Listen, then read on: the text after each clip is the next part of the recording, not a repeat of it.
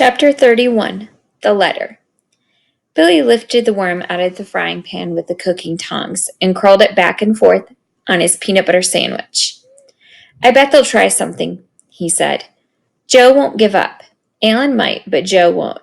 Tom was carving his initials in the leg of the kitchen table. "Yeah, but it's not Joe's bet. What does he care? Just the same, I bet he tries something." Billy sat down at the table, turning the sandwich this way and that, looking for the best spot to take the first bite. You and Mom got a letter." Chewing, Billy opened it.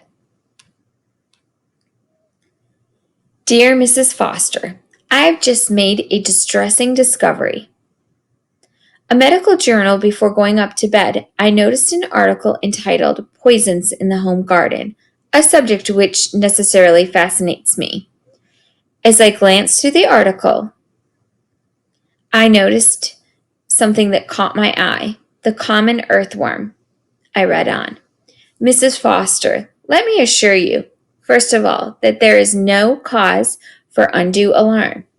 However, you will, I am sure, be concerned to learn that especially in the months of July and August, parents must beware of common earthworm, some varieties of which are known to secrete a substance which, though not malignant to the skin, is sometimes harmful if swallowed.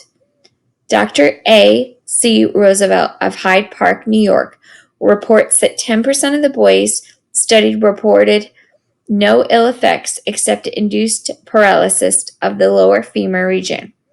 40% reported abdominal cramping, triple vision lasting from 2 to 3 years, and impairing school performance, and extreme lassitude.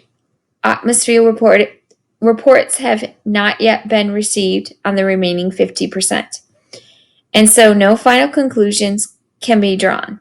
But extreme caution is urged since the subjects lead one to suspect the worst. Mrs. Foster, as your friend and family physician, I would strongly recommend that your son William eat no more worms until I return on Thursday from New York City and can give him a thorough examination. Yours sincerely, Dr. McGrath." Chapter 32 Croak. His hand trembling, Billy laid the peanut butter and fried worm sandwich down on the table. "Do you think?" "Wow," whispered Tom. The screen door banged. Billy's father came into the kitchen, his tie loosened, his jacket over his arm. He laid his briefcase on the table. "It's hot," he said cheerfully. Billy staggered to the sink and feebly drew himself a glass of water. Tom and Emily watched him, struck. "What's the matter?" asked Billy's father. Water dribbled down Billy's chin and onto his t-shirt as he drank. His mind swam. "Poison. Paralysis." "Tom," said Billy's father, "what's going on?" Tom pointed at the letter lying on the table. Billy's father read it, smiled, glanced at Billy.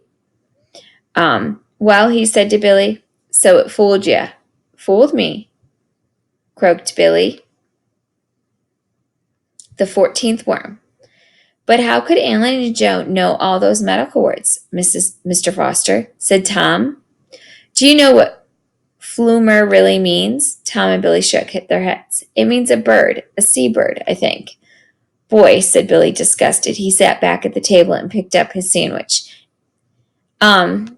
Billy grinned and bit down on the peanut butter and fried worm sandwich.